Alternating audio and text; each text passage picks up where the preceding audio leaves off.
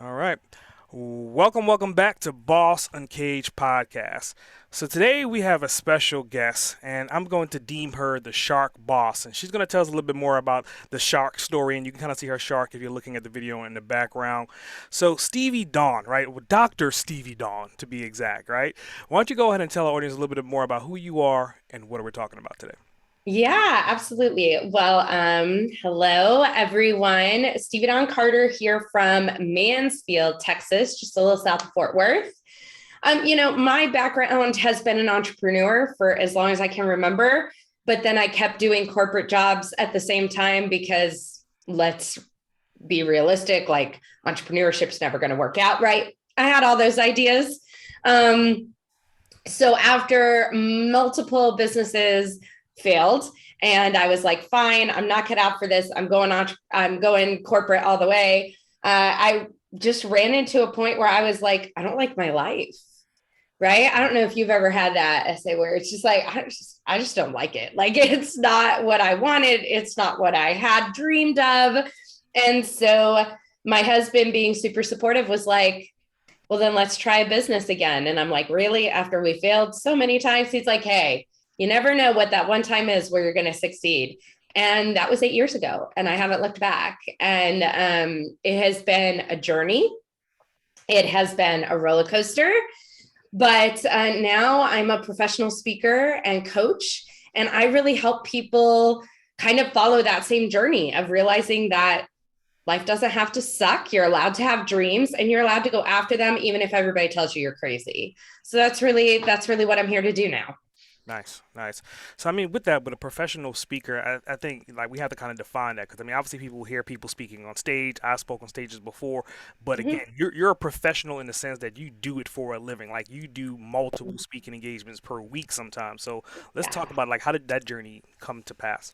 Yeah. Well, my last corporate job was college professor. And I always tell people if you're looking to be a speaker, college professor is a great lane to get in on your way there. Because basically, every single time you teach a class, you're speaking. You are up in front of a group of humans trying to impart knowledge. And that's really what speaking is. So for me, that was an easy transition. I taught all the same things. So I was teaching leadership and emotional intelligence at the college level. I just took those same things and brought them into a corporate training space. And that's kind of where my speaking took off. But yeah, there are lots of different kinds of speakers.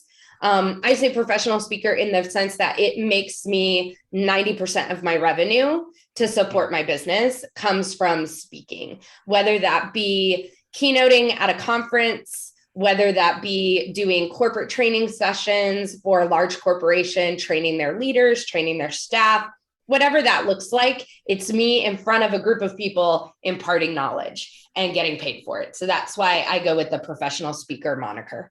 Nice, nice. And so you've been doing that for roughly 8 years. So like out of all the things that you've done, like what made that kind of stick? Like how did that really resonate with you to kind of become like your success story? Good question. I think at the end of the day, I just know that I love being on stage. Hmm. It really doesn't matter what I'm doing on stage, whether like my husband and I, we have a nonprofit theater company. So whether I'm doing musical theater and singing and dancing on stage, whether I'm speaking on stage, whether I'm teaching, I don't think it really matters. What I love in life is being on stage. And so for me, when I was building this business, lots of people said, well, you can't do it just in speaking. You have to do coaching. You have to write a book. You have to make courses, right? You have to do all these other things. But really, the thing is, it's about doing what you love. I love being on stage. So I just made it my goal that I was going to be on stage more than anybody else. And that's really what kind of pushed it in my world to being like my number one thing. And now I do on average 100 to 150 sessions a year. So I am on stage at least 2 to 3 times per week, most weeks. And that's what I love. So that works really well for me. I love the travel. I love doing different things. Other people speak 20, 30 times a year, and that's what they want to do and they love it. So I'm a big believer in do what you love. For me, I love the stage. So speaking is a natural thing for me. Wow. So I mean, if the listener is listening, I mean, she just said that she speaks 1/3 of the year. Like out of the entire year, she's on the stage. So it's like as much as you sleep, she's on the stage. Uh-huh. Just Uh-huh. to put that into perspective, right? So like if you could define yourself in 3 to 5 words, what 3 to 5 words would you choose? Ooh, passionate, uh, energetic. Um, I'm gonna go with funny. I like to think I'm funny. Now, I'm a big believer in you're only funny if other people laugh at you. Mhm. So I'm not really sure that I'm funny, but I like to think that I'm funny. So I'm gonna go with funny, humorous. Yeah, why not? So the thing with speakers, and today's where we kind of see some speakers kind of diving into like the comedy space, like you said. So have you done any stand-up comedy before? That's amazing. I like to think every time I stand on a stage, it could be stand-up comedy. It just depends on how it goes. Hmm. No, I haven't done any, but I've done a ton of improv. Okay. So I've done a ton of improv theater, which oftentimes is comedy, but not stand-up. I'm not a good joke teller because I miss the punchline all the time. But I'm really good at planting a story and making people laugh while doing it. So I think improv gave me a lot of that too. And improv is something I recommend to all of my clients who are speakers. Go improv because you become such a better speaker Hmm. when you can roll with the punches because no speaking engagement goes perfectly. That's a fact. Mm-hmm. Mm-hmm. So I mean, so you talked about like your rise and your fall and failed businesses. So let's talk about that for a minute, right? Like in a time traveling bubble before you hit the success in the last 8 years, like what kind of hurdles or what is the biggest hurdle that you were faced in your first business ventures that you had to overcome? Yeah, I would say my number one, I'm going to go with two. I'll give you two. Okay. My two biggest failings in all of my businesses up to this one was number one, marketing, because I didn't do it at all. That'll make it so that you don't have a business pretty quick. So marketing is something that I always found difficult. And so I just chose not to do it. Mm. And at a certain point, you can do a lot through just word of mouth and growth and all of this. But at a certain point, if you're not really pushing marketing to attract people to your business, you're going to fail inevitably. So marketing was a big thing. I think the other thing was not treating it like a business. Mm. I think the first couple times I did it for fun, right? It was a hobby that people, right? And I think this happens to a lot of us. You're good at something and people are like, "Hey, do you know you can make money at that?" And you're like, "Oh, I guess I could. Maybe I should try that." But you're not like a business owner. You're just like, "I'm a hobbyist trying to make money at it." And I think I did that in the beginning. All of my businesses were very much based around things I was good at and thought, well, I should be able to make money at my passion, right? Everybody says that. And the truth is, I didn't know how to be a business owner. Mm. So I made decisions based on myself and my own joy. And that's not a problem. But at a certain point, you still have to make money. Mhm. And so inevitably, I didn't charge enough. I didn't market. I didn't think about like upsells and what was next for people. And so it just, they all kind of petered out. Mhm. Like none of them were going to make me enough money to be able to leave corporate world Hmm. fully because I just was not putting in, I don't think I wasn't putting in the effort. I think, and some of that right age. My first business, I was 17. What did I know? I knew nothing. Right. So I'm like, hey, I didn't have any life experience. I knew nothing about the business world. So I made lots of poor decisions, spent money where I shouldn't, didn't invest in things I probably should have. Right. I did all that. But I think the difference is 8 years ago, I was in my 30s. I had a support system. I had a husband and a family that supported the idea. And I knew enough about the business world Mhm. that I needed to treat it as a business. And really, for me, the biggest key that had to shift for me in these last 8 years was sales. Being willing to say, I have to sell people, I have to ask for money. And I remember my first couple conversations, I would say, hey, I'd love to come out and speak to you about this. And they'd be like, sure. What do you charge? And I'm like, oh, right. And like no idea what to charge or how to charge. And so you're just throwing out numbers. And then I learned, hey, I need to know what my value and my worth is, and I need to start charging it. Right. And so now I don't even have to worry about those conversations. Like, here are my prices, take it or leave it. This is where I'm at. And it's so much easier as a business owner once you make sales your friend and not your enemy. And I think that was something that I really did differently this time. So I would say marketing and being business focused in the beginning. This time, the big hurdle I had to overcome was sales. Got it. Got it. So, I mean, with sales, I mean, that's a phenomenal concept generally, right? I mean, no business would not survive without it. But I Mm-hmm. think, like, to your point, like trying to figure out the right pricing. And obviously, like, now you're seasoned, like, you're well seasoned, okay? Right? Yes. Versus being completely Yes. green. So, there should be a significant price difference. Would you agree with that? I do. I do not charge now what I charged then. Mm-hmm. However, I'm a big believer, and this is probably a really odd concept to some people, but I'm a big believer in charge a joyful amount. Now, let me explain what that means. A joyful amount is the amount of money that gives you joy to accept it for the work, Mm-hmm. right? So here's the thing. I love to speak. I love to be on stage. We've already talked about that. In order for me to speak as often as I do, I cannot be the most expensive. If I were the most expensive, I wouldn't get the bookings. There just aren't enough bookings out there at that level of price tag, right? So I have a coach who charges 20 grand for her to stand on stage. That's incredible. I just want to put everybody at ease right now. That is not what I charge. That is what she charges, right? But she doesn't want to be on stage every week. She wants to be on stage once a month and make her 100K and not even worry about it, right? Like, that's her joyful amount is pay me a lot of money because I don't want to do this every day. My joyful amount is a lot lower because I do want to do it every day. So I had to kind of figure that out. Like, I started out low, I went to higher, and then I actually came back down, which a lot of people wouldn't do. But it was really because I wanted to charge what allowed me to get on stage the most. So what's going to bring joy to your life? That's the amount you should be charging.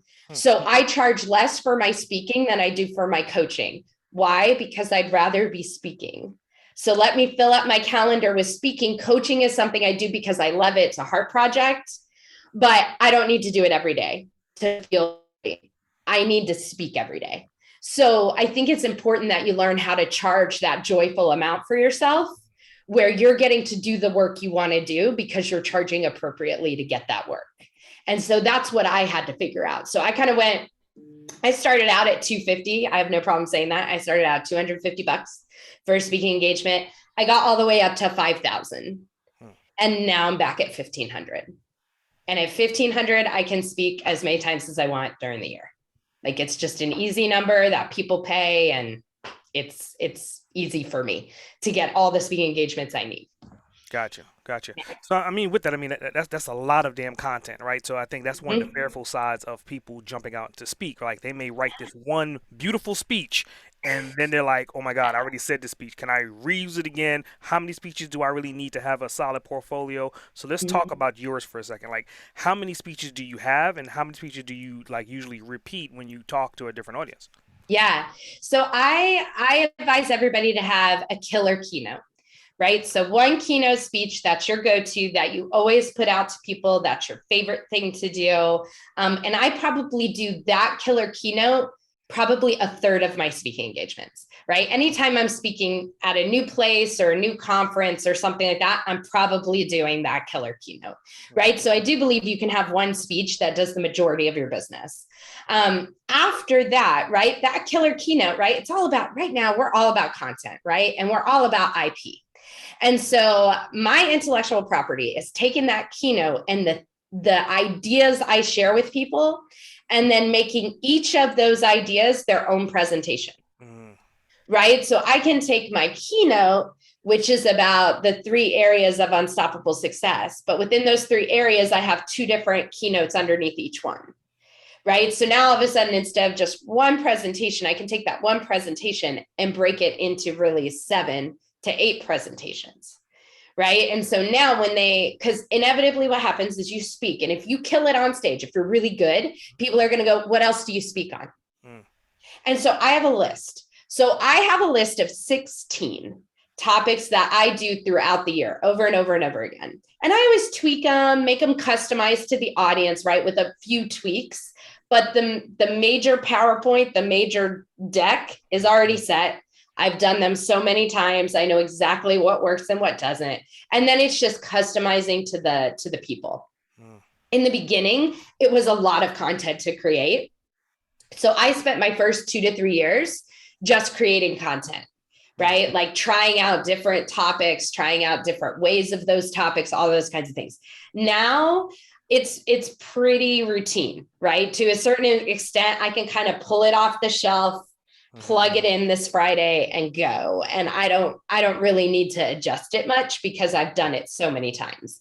But I always tell my clients, like, start with a killer keynote and then drop that into your different topic kind of buckets or pillars that you have within your intellectual property. Make those all separate trainings or separate presentations, and then go from there, right? And expand outwards. So I still do some presentations now that are really from my college days, right? I still do a presentation called Leadership Without a Title, which is just all about how we are all leaders in our lives, whether we have a title or not.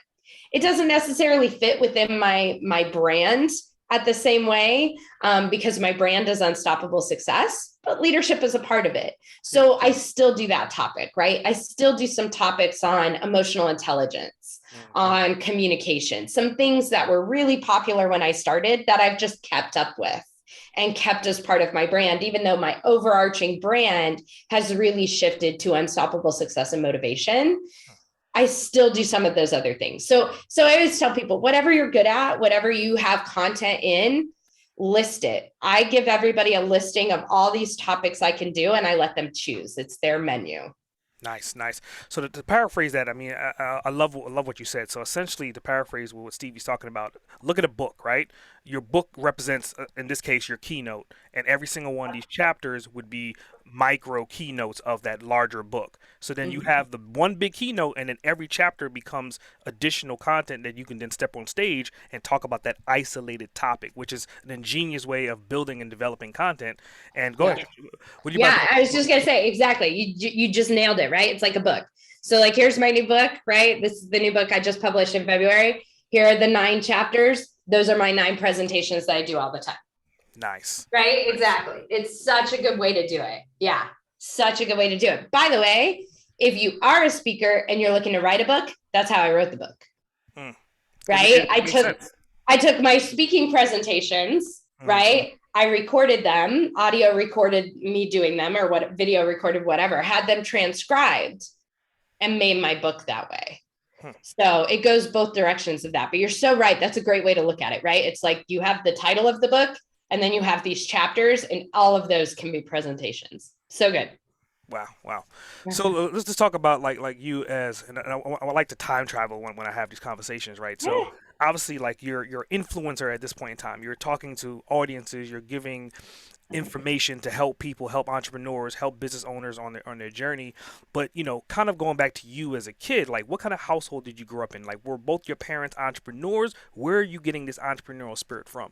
Yeah, that's a great question. So I was a rock star kid, right? So I grew up with parents who were both performers. They were in a Fleetwood Mac cover band, which is why I'm named Stevie, because my mom was playing Stevie Nicks when she got pregnant. So, right, I grew up in a household full of music, full of entertainment, full of performance, also full of people. Right. There was this element of I went with my parents to performances to see them play and all this. So as a kid, I got a love of the stage really early, and it's partially genetic. So I accept that, right? That was my upbringing. From an entrepreneurial standpoint, I think the person I always kind of looked at in that was my dad. Not that he was an entrepreneur as a kid, because he wasn't, but he was always doing different jobs, trying out different careers, mostly because music was his passion and it didn't pay all the bills. So he always had these side jobs that he would do. And so I saw him doing that because he had this passion that he loved. And I think that's really where the entrepreneurial spirit for me came. because it was, so here's this passion that you love. Sometimes you're going to have to work some other jobs to pay the bills, but go after that passion. My father has been playing music. I think he's about to turn 70. My father has been playing music for 50 years. Wow. Professionally, getting paid to play music for 50 years. I don't know many people who chase their dream for that long, right? Like he's still now playing in bands. He's recorded albums during pandemic. That was his thing. He recorded albums. Like he is still chasing that dream. And I think that really did like have an impact on me, because I always sought to chase my dreams and was always okay with, but if I have to have this side gig in retail, or if I have to have this little corporate job to keep paying bills, that's okay. I'm doing my dream, right? I'm living the dream. I'm going for it. Entrepreneurship was never really a part of our family until my mom and my stepdad started a business, 20 years ago now. And they opened a used bookstore and tea shop. And they wanted small town America life. That's what they decided. They had had enough of the corporate world. They wanted small town America life. They found this little small town in the middle of Kansas. And they were like, let's go open a bookstore and tea shop. And I was at a point in my life where I've been traveling around doing a lot of different things, but needed like a soft place to land. So they let me come back home, and that's where they were. And so I got to see them do that, even though it failed. And they ended up closing it and going back to corporate work. I think that was another place where I got to see it though, see that dream and go, I think this is cool. I think we could do this. They were also my first investors when I opened my second business. They invested in my dance studio and were silent investors in that, which was cool too. So we did that as a family. So yeah, I think it's just kind of been always in my life in different ways, but definitely the performance side from my dad, and then later in life, the entrepreneur stuff. Well, I mean, just listen to you tell these two different stories, and I see the commonality between you and your dad to the extreme, right? I mean, again, your dad loves being on the stage, you love being on the stage. Your dad is a performer. Technically speaking, you are pretty much performing on stage. Absolutely. He's Every getting day. paid to play, and you're getting paid to perform. So I definitely see the correlation between you and your dad, and you're following his footsteps. Just that you're not doing music, you're essentially not doing stand up, but you're in front of people, entertaining them to a certain extent. Absolutely. Absolutely. And I think, it's something that, my parents got divorced when I was younger, so I didn't actually always spend a lot of time with my father, but it is interesting now, like later in life, to see the true impact he had on my life though, in that way, right? Whether we spent a lot of time together or not, his desire for that thing was passed on to me in all the ways. And so, yes, when we get together, all it is both of us fighting for center of attention, and it's great and wonderful. And oftentimes if he's playing, I get up and sing on stage with him, and we have that connection, which is really cool. Yeah. Very, very cool. So let's just talk back about your content. I mean, earlier on you were talking about usually when people talk on stages, they're trying to create books, they're trying to create courses, and you're talking essentially 1/3 of the year. I made that facetious joke earlier today, right? So like, how much content are you recycling and reusing as far as like behind a paid wall? I mean, obviously you have an abundance of content. Is that thing being recycled in courses or academies?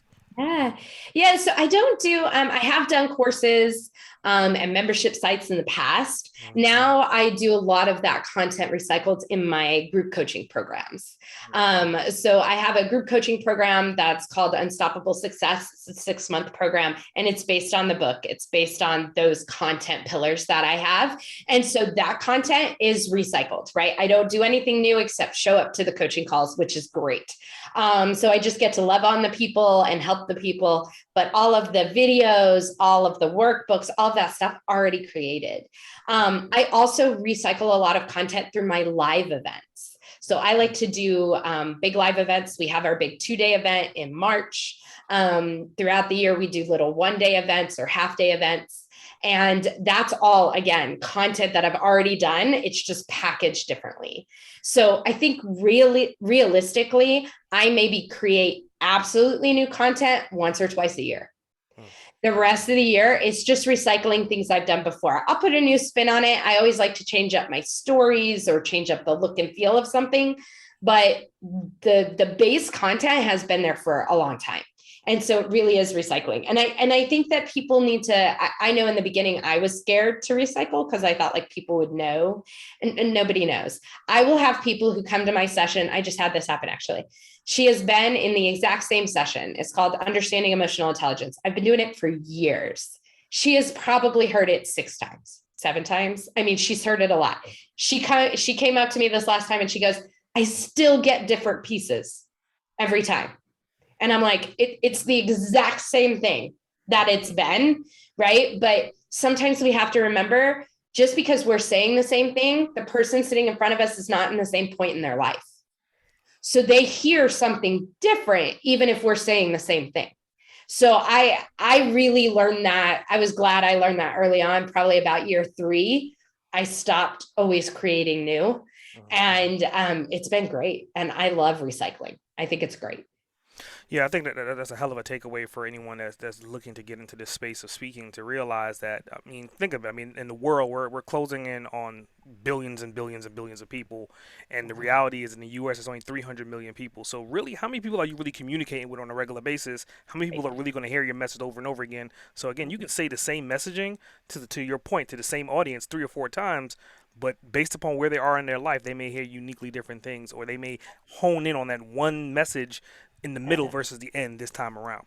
Yeah. It's so interesting how human brains work, right? We can't, nobody takes in everything that you say. Even if they take notes and they're like really in it, they don't take in everything that they say. They get 1 or 2 pieces. And within 60 minutes, you probably have, 10, 15, 1 or 2 pieces, right? So they get 1 or 2 each time. They could see that same presentation 10 times and still find it valuable. Mm-hmm. And I think one of the things that speakers have to remember, great speakers are not about great content. Great speakers are great performers, right? People come to see the Stevie show. I don't know that they always care what my topic is. I don't know that they really think my topic applies to their life. They come because they want to see me, because it's an experience. And I think as speakers, we got to be careful about not relying so heavily on our content. Yes, the content has to be good and it has to be there, but you have to sell it. You got to put on the show that people want to come to see. And I think sometimes as a speaker, it can get easy to get lost in the content and forget that the real reason they're there is you. It's not the content, right? Maybe the first time they came to hear you, it was because of your quote unquote topic. But the second time they come to hear you, the third time they come to hear you, they don't care about the topic. They're coming for you.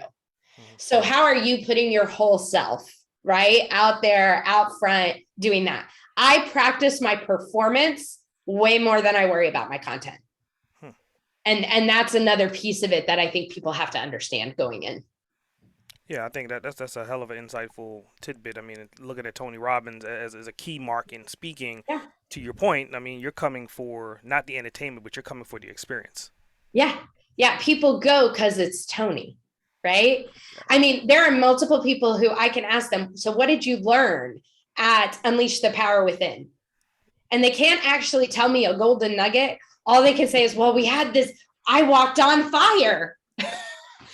Cool. But you were there for 4 days, right? But what's your takeaway? Your takeaway was, well, it was Tony and he was larger than life and he was bigger and there were dance parties and there was all this stuff.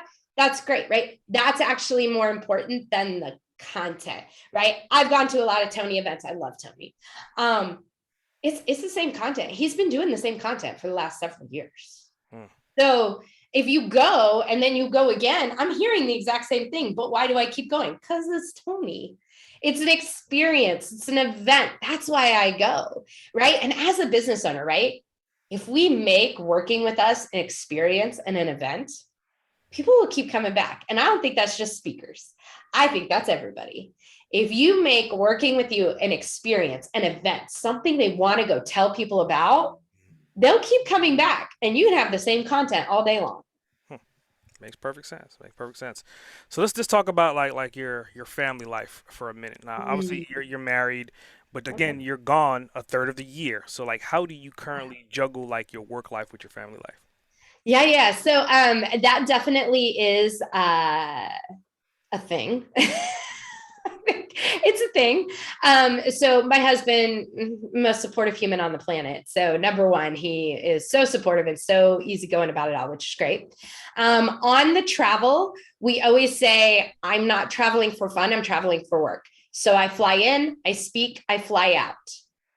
I really don't do the whole, I'm going to Phoenix this weekend. Phoenix is a cool place. I would like to go to Phoenix and hang out. But unless he's coming with me, I don't do that. I respect the fact that it is business. It is not a joy trip, right? And so I fly in Sunday night. I speak first thing Monday morning. I fly out Monday afternoon. Not doing anything in Phoenix. I'm not seeing Phoenix because our deal as a couple is if I'm going to go hang and spend time, he should be with me. That's not something I do by myself. So we've been able to make it work because I'm not gone for long. I am the queen of the overnight trip, right? I fly in, I speak, I fly out. Some days I've even done it all in one day. I don't even stay overnight. I fly in the morning, I speak at lunch, I fly out that evening. Like I'm not even gone. So we try really hard to respect that and make sure that I'm not gone for multiple nights in a row, right? So I'll be gone I'm going to Phoenix. So I'll be gone Sunday night, right? I get home Monday night, I'm gone again Friday night, right? So I have a couple days in between. I try really hard not to do back-to-backs. And then our big thing is when we are together, we have a very full life of together activities that don't involve business. Right. So we own a nonprofit theater company. So we do theater together 4 nights a week. We have people at our house going through rehearsals, doing the stuff. And that's something we do 100% together. We also make sure when we go to dinner, when we go out and run errands, like it's about us time and it's quality time. We try and be 100% present. I'm a big believer in just because they can email me on the weekends doesn't mean I need to respond.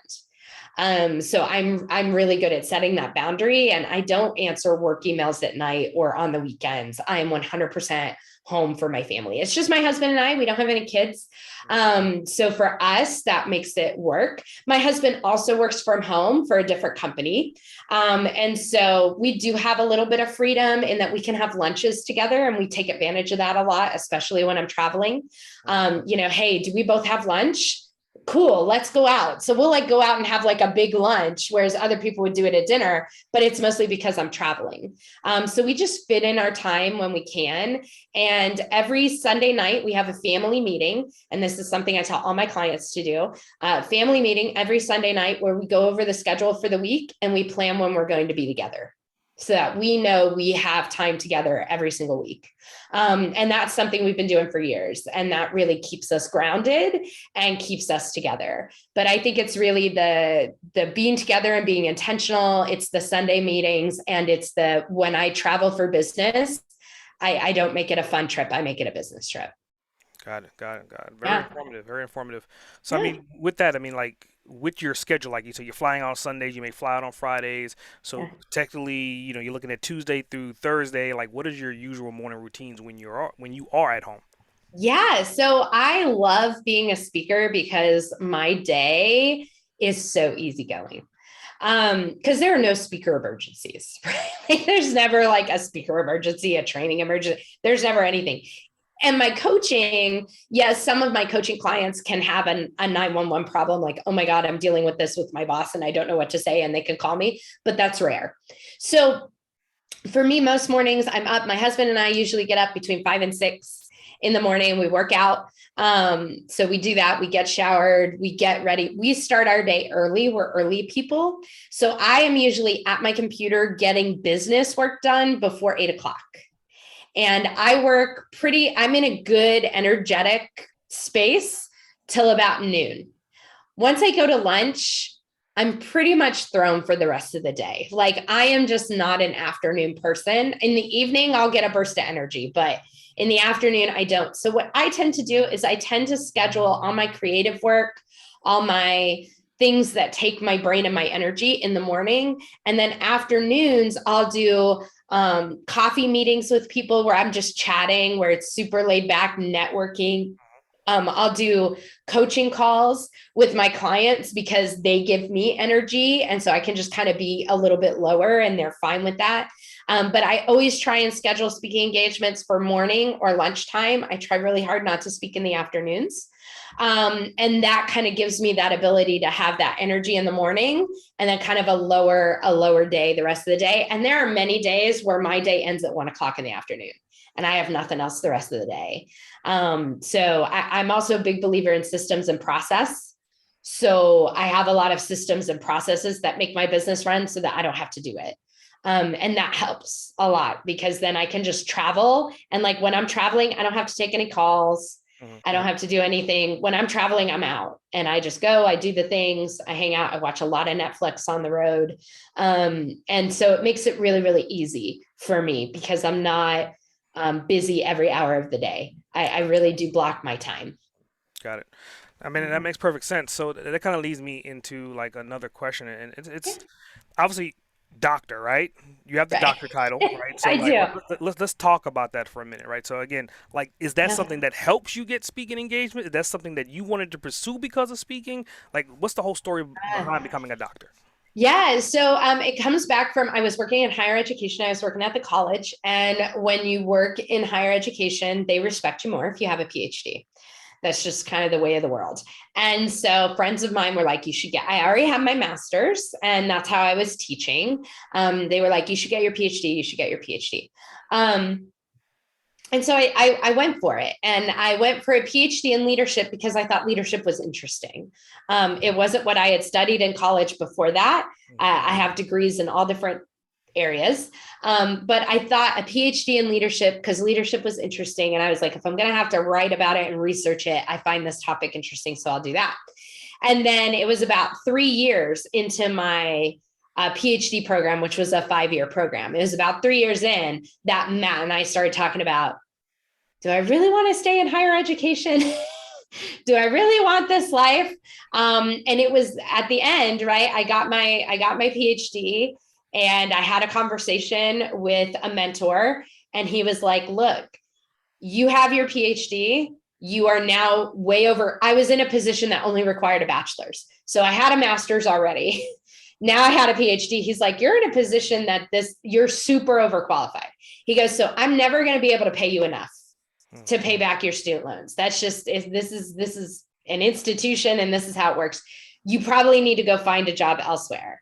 And it was in looking for a job elsewhere that I realized I really didn't want to do this work anymore. I didn't want to be stuck in the higher education hierarchy institution thing. I just didn't want to do it anymore. And that's what made me really think about stepping out on my own and doing something different. So I think the reason I got the PhD was for a very different career path than I'm on. The reason I put doctor at the front of my name is so that the people that I do meet with now, it does give me an extra level of authority and credibility, and it does open doors as a speaker that people are like, oh, you're an academic. Oh, you've done research. Now, in the end, right, that research I did is 10 years ago, and it's not research I'm still doing, right? But it does give that little bit of extra credibility that I do think opens some doors, which is why I put doctor at the front so that they see it first. But do I think it's needed or necessary for anybody? No, I don't think so. I think I could have the exact same career without it. It was something I got for a different point in my life. And it just so happened that I had it right at the end. And so now I still use it to my advantage, but definitely not something I think anybody needs. But it did definitely open some doors, especially in the beginning. When I was new and nobody knew who I was, I didn't have a following. Being able to say that I was a doctor definitely got me in some rooms that I probably wouldn't have gotten in without. Nice. So Yeah. let's continue on that path. So leveraging the credibility of being an academic and being a doctor, what books, in your early days kind of helped you to get to where you are currently right now? Yeah. Let's think. I was when I first started my business, one of the first books somebody turned me on to was Traction and Get a Grip. And that EOS system really helped me to see my life as a business, right? How was I going to make this a business? So I recommend those books heavily. On the leadership side and kind of the communication side and all of that, Emotional Intelligence 2.0 is a great book all about just how emotions influence our conversations. And that was what I actually studied in my dissertation research. And I do use that, right? I think that has helped me with sales. I think that's helped me with speaking. I think it has helped me with everything. So I do use that. And that's a good book that I recommend, Emotional Intelligence 2.0. And then really one of the biggest like life-changing books for me as a business owner was, I always get it wrong. I think it's Big Magic. I always put an extra word in there that isn't there. It's Big Magic, Elizabeth Gilbert. She wrote Eat, Pray, Love. I'm not an Eat, Pray, Love fan. But Big Magic is all about how to allow creativity into your life. And for me, that really opened my mind to think about what I could be as a business owner. Even though it's not a business book, it's like just a self-development book. But that was really big. I got turned on to that about year 4 of my business. And that really kind of just impacted how I structure my business and how I do my creative time when I do create content or posts or any of that. It just really changed it for me and gave me a different framework to work from, which I really love. So those are some books that kind of directed me in this sphere. I was never big into, I didn't read a lot of speaking books. There are some great ones out there, but that was never my thing. My number one investment has always been coaching. I invest in coaches because I believe somebody who wants to get their hands in your business and help you move it forward is always the best I can get in terms of advice. So since year 1, I've always invested in coaches. And that has really been, I think, what has allowed me to up level all the time. So let's play devil's advocate, right? Let's say you're coaching yourself, right? Yeah. And you're having this conversation with Stevie today and saying, okay, Stevie, where do you want to see yourself 20 years from now? Yeah. What are you going to direct yourself in saying?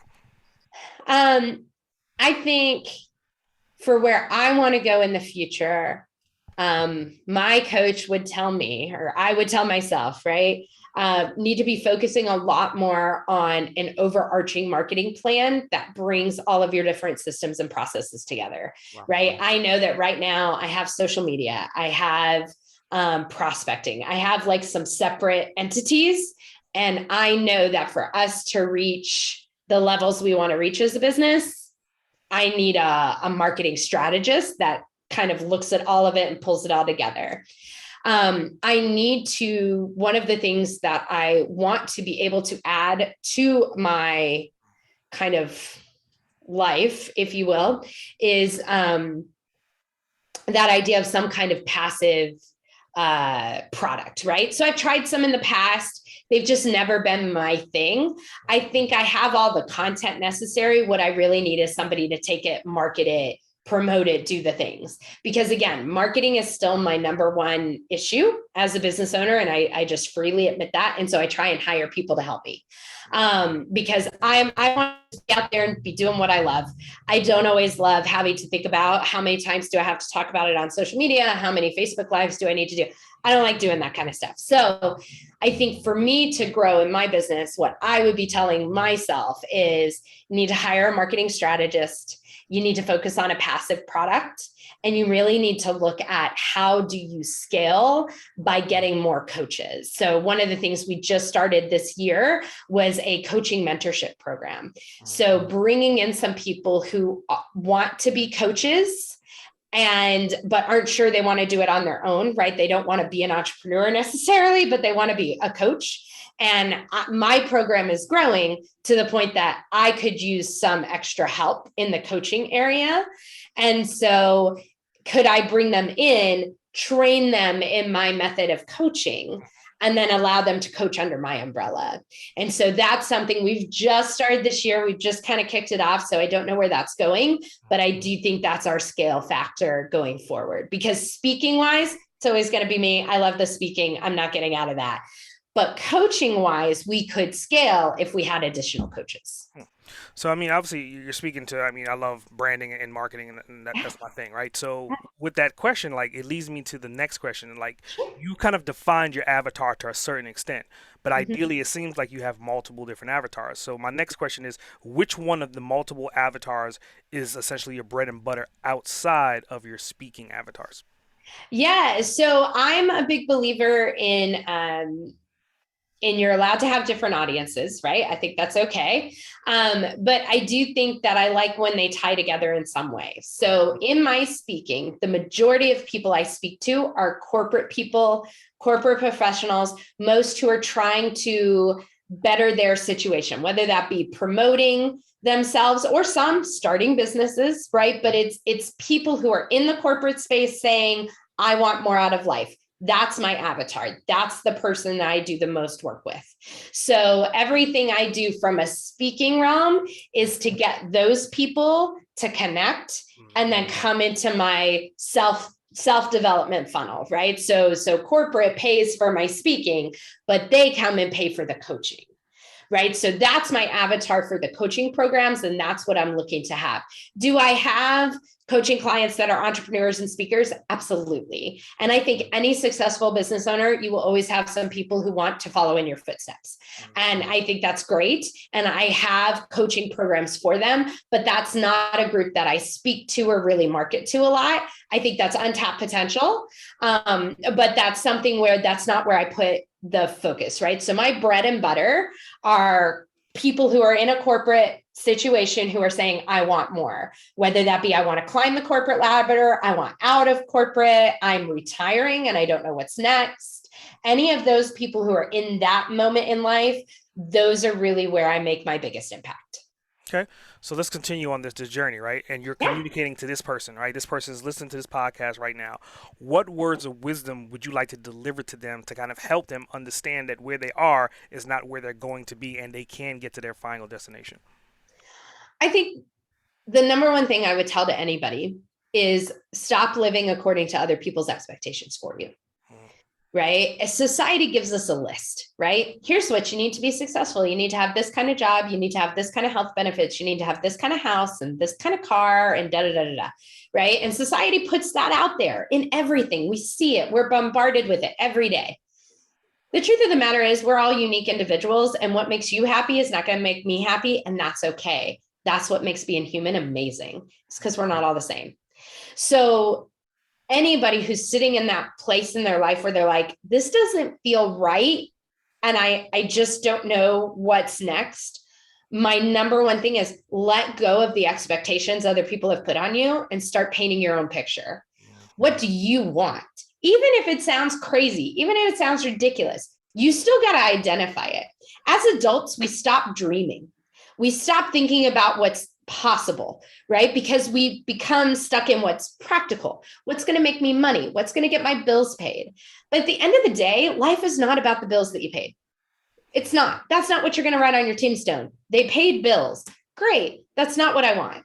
Right. So what I want on my tombstone is they lived a life, right? Whether that's ride or die, amazing experiences, they laughed, they impacted people. I don't care what it is, but it's probably not about paying bills, and it's probably not about being sensible. That's not what we want to be remembered for. So I think if you're in this place where you're like, I just don't feel right, this isn't enough, I don't know what's next, release yourself from the expectations of others and start dreaming of what you would want again. And you'd be amazed how many of us as adults can't remember the last time we sat down and allowed ourselves to dream. And once you do that, you realize you have dreams. I do believe every single human has dreams. They just have put on the back burner for so long, right? Because I'm taking care of my kids, I'm taking care of my family, I'm paying those bills, I'm doing these things. And so my dreams get put back here, and I say, I'm not going to touch them right now. Okay, but at what point in time are you picking those back up? Because let me tell you, if you wait till you retire and you're in your 60s or 70s, that dream of horseback riding is probably a little bit harder than it would be if you started doing it in your 30s. And if you can afford to take your kids to softball camp, you can afford to take yourself to horseback riding camp. That's it. We put everybody else before ourselves as adults, and we have to stop. It's not healthy, and it's not teaching the people in our life that they need to put themselves first. It's telling them, don't worry about putting yourself first. I'll put you first. I'll take care of it, honey. No, I would want my kids, if I had kids, I don't have kids, but if I had kids, I would want them to stand up and go, Mom, I want to do this for me. This is important. Great. I want you to have that advocacy, but they're only going to have it if we show them the way. So I ask my parents all the time, like the parents I coach, I'm like, hey, are you telling your kids how to advocate for themselves? Because are you advocating for yourself?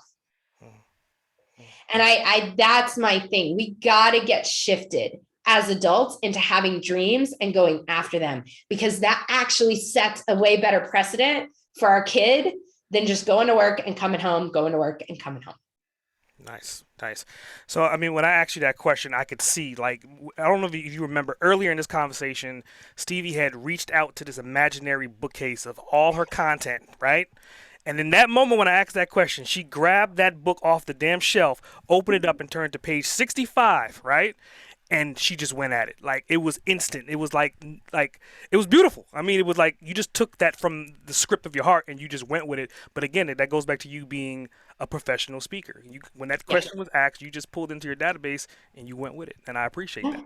Yeah. And that's, and that's what I think speaking gives you. And by the way, whether you're speaking on stage or speaking on podcasts or speaking on radio shows or TV shows, it doesn't matter. If you are opening your mouth and delivering a message, you are a speaker, no matter what.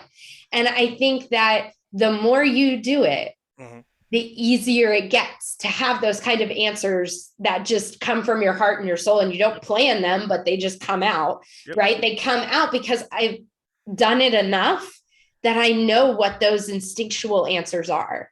And I think a lot of times as newer, either business owners or newer professionals, we're not spending the time getting to know ourselves enough to know that content. So that when you do get asked that question, you're ready for it, right? You're able to answer it. And are we putting ourselves out there enough to get the practice, right? Podcast interviews are a great way to learn about your own content and your own self, because you will be asked questions that you don't already know the answers to. And it's amazing to hear what comes out. Yeah, that's 100% fact. So, I mean, with that type of answer, with that level of motivation and passion, the next question is, how do people get in contact with you? How do they find you? Yes. Well, drsteviedawn.com, because don't forget the doctor always goes in front. drsteviedawn.com is my website. You can find everything there, the events, the webinars, all the free stuff is there. Follow me on social. Well, I do have a social media manager, so she's in charge of posting all my stuff because I don't want to deal with that. I live on social media because I just like it. So I am on there. I am responding, answering messages all day long. That's always absolutely me. So please connect with me on social media. Everything is at Dr. Stevie Dawn. So whether that's Instagram, Facebook, LinkedIn, all the things. And I would just love to connect and hear what's going on in your life. I love people sharing their story. So share your story with me. Let's connect. Nice. So that leads us into the bonus round. I got a couple of bonus questions for you. Okay. Right? So the first bonus question kind of goes back into like the first 5 minutes of this conversation about you being the shark boss. And if anybody's looking at the video, you can kind of see the water in the background. You can kind of see her riding a shark in the picture. Her book cover has a shark. There's a wooden plaque with a shark. So what the hell is the story behind the shark? Let me see if I can make a long story short. So I was at a point in my life where things were not going well for me. I was comparing myself to a lot of other people. I wasn't moving forward. They were. I was jealous, right? All the things. And I called my mom, which is something that I just do when I'm in a bad spot. I call my mama, right? So I call my mom and we're having this conversation. And my mom has this way of saying the most random, weird things that turn into absolute life-changing ideas, right? And that's just who she is. I don't know where she gets it from, but that's just who she is. So I'm talking to her about all these things. And she's like, well, what do those people have that you don't have? And I can list off all the reasons they're more successful than me, right? They're younger, they're prettier, all the things. And she's like, I don't think that's it. She goes, I think the truth is you're trying to prove you belong, and they already know they belong. You need to go out there and be the shark. When a shark's out in that water, it's not trying to prove itself to anybody. It already knows it's a fucking shark. And my mother didn't say that word, by the way, but I do. It's a shark and it's doing its thing, right? It is owning its ocean. I think you just need to go out there and be the shark. Hmm. At this moment in time, I am absolutely deathly terrified of sharks, mostly because my parents took me to see Jaws when I was like 4 year old in the theater with the 3D one that popped out at us. Okay, no, right? Bad parenting 101. Do not take your kids to see that movie. So I was terrified of sharks. So why my mother said, be the shark in this moment, I have no idea. And she tells me that the only thing she can remember is at the time she had on the Sci-Fi channel and they were showing weird shark movies. So maybe it was just in her mind at that moment. But there was like nothing about sharks in our life, nothing that, but she said it Hmm. and it changed my life. Wow. I kept hearing it in my head, be the shark, be the shark, be the shark. And it made me stand up for myself. It made me believe in myself. It made me do all these things. And it did shift my life perspective greatly. And so it became my life motto, right? My mantra that I say to myself, be the shark, be the shark, be the shark. To the point that I decided to face my fears. And I've now gone swimming with sharks. I love sharks. I've gone cage diving with sharks, all the things, because they have become kind of my spirit animal, my patronus, right? Of just, I want to embody what a shark is in life, because sharks know that they own their ocean. They don't let anything rub them the wrong way. They are the apex predator and they are 100% okay with it. And I want to be that in my life. And so they give me that that feeling, that confidence, that belonging. And that's really important. So sharks became my life at that moment. Well, from the shark boss herself, it makes perfect sense, right? So, another question for you, and this is like my signature question. If you could spend 24 hours with anyone, dead or alive, uninterrupted for those 24 hours, who would it be and why?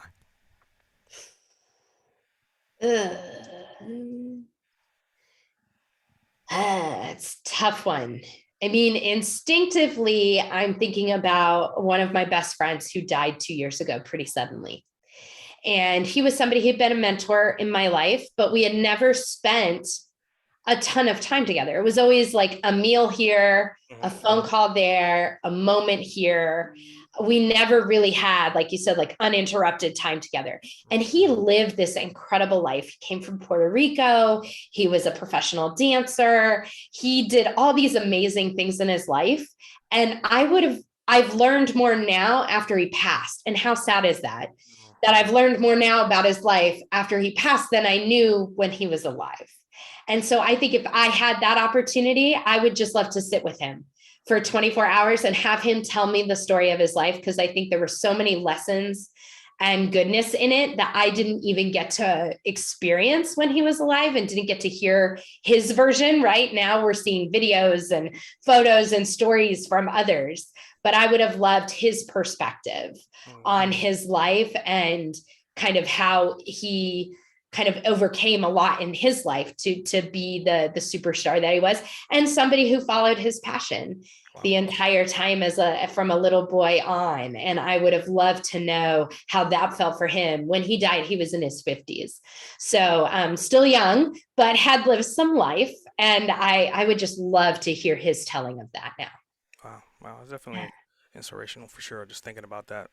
Yeah. So going into to closing, I always have opportunity to interview great people like you, and in this journey of this conversation, I realized that maybe you may have some questions for me. So I'm gonna make you the host of Boston Cage. The microphone, the show Yeah. is yours. What questions do you have for me?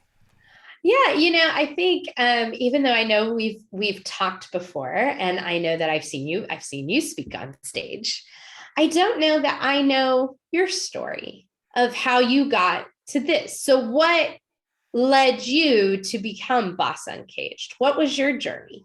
To summarize my journey, I think the climax of my journey, and I'm just gonna like cut to the point of the eruption, is when I had my stroke in 2018, and that was the moment of the fact that I woke up in the hospital and now I had an opportunity to continue my life. I was like, something needs to change. Originally, I was working myself to death, and I had the intuition of work 20 hours, work 22 hours, make shit happen, do it at all costs. And in reality, I was like, okay, even if I did do that and I did make some hell of successful achievements in that, what was the message, going back to what you were saying, that would you leave for your kid? And I was essentially teaching my kid to work himself to death. So my wife now, who was my girlfriend at the time, had said it's time for me to rebrand myself and step in front of the camera and do things a little bit differently. And that was the dawn of me rebranding myself as S.A. Grant and coming up with the Boss Uncaged, which symbolically means that I was breaking out of my universal cage that I was in, and I had a new release on life.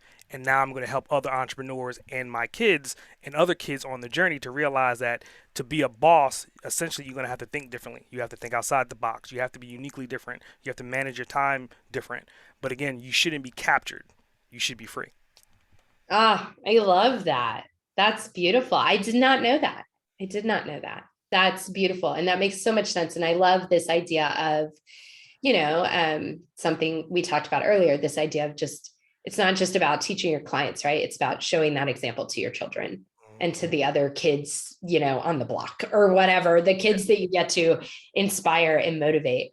Are there things that, I guess, what would be something you would tell a child now based on all the lessons that you've learned? If you had one opportunity to tell a child one golden nugget of goodness for their lives, what would you choose to say?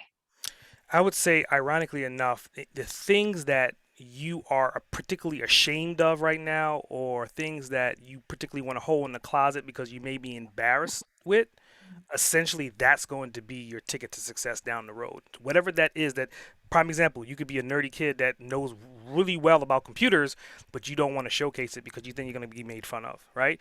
You could be a great dancer, but you're a male and you don't want to come out to, you should be the football player, but essentially you want to be a dancer. But again, why hold these gifts back?